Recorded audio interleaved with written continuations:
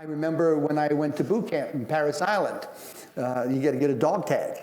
And on the dog tag, you're supposed to put your religion, your faith. And I remember they asked me, well, what's your religion? And I put Christian, right? So that made me a Christian, didn't it? I told them I was, wrote it down. So is being a Christian something that you decide that this is what I am? I mean, is it something that we identify with, or is there something more to it than something that you identify with? I'll give you some examples. How many people have ever been in a conversation with someone about something someone did or said, and by the time you were done with that conversation, you said something or thought something like, I thought that person was Christian. Should a Christian say that? Should a Christian do something like that? So that leads us to believe, right, that not everybody that might call themselves a Christian may behave as a Christian or say things that a Christian does, and it brings their state or position with God into question, right? You see it a lot in politics, right? For example, our president identifies as a Roman Catholic. And if you asked him, if you gave him a dog tag, he would write on his dog tag, Roman Catholic.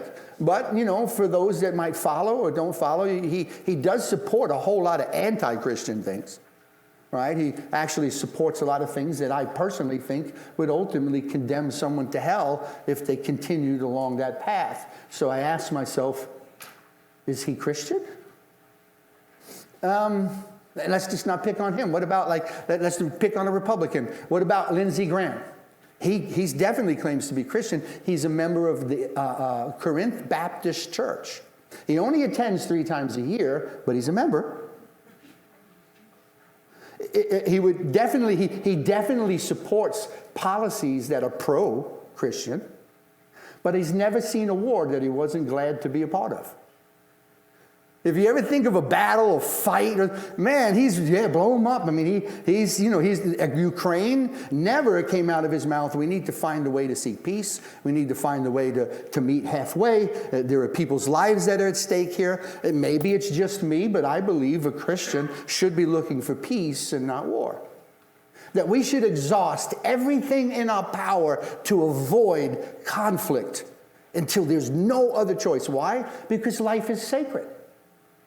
And whether the person's an invader or non-invader, taking life is a bad thing. So it should be the last resort in me. So when I hear him speak, I say, I thought he was Christian.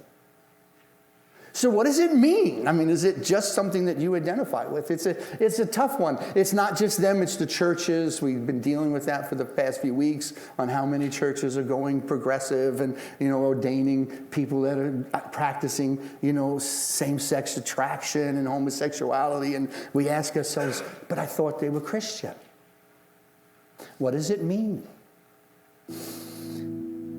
If we deal with just this scripture this morning, and we go nowhere else, we just stuck ourselves here, the term Christian was something that we didn't identify with. It was something that the unbelievers called us.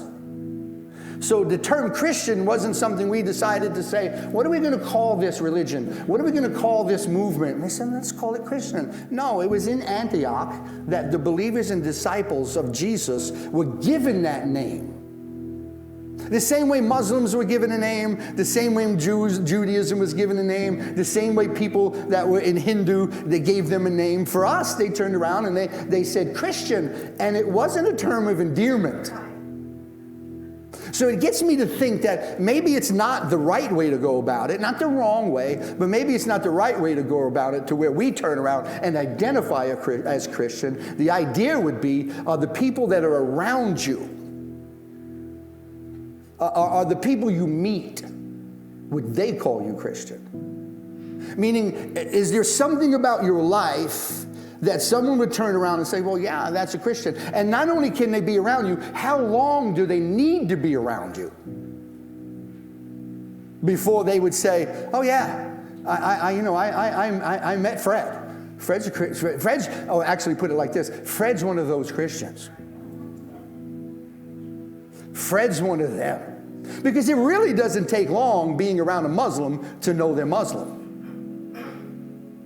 It really is not long to be around a Hindu to know they're Hindu. The way they dress, How they carry themselves, the little dot on the forehead. There's a whole lot of evidence, external, right, and internal evidence to turn around and say, Muslim, Hindu, right, and what about Christian? What is that internal, what is that external evidence that someone can turn away and say, Fred's one of those?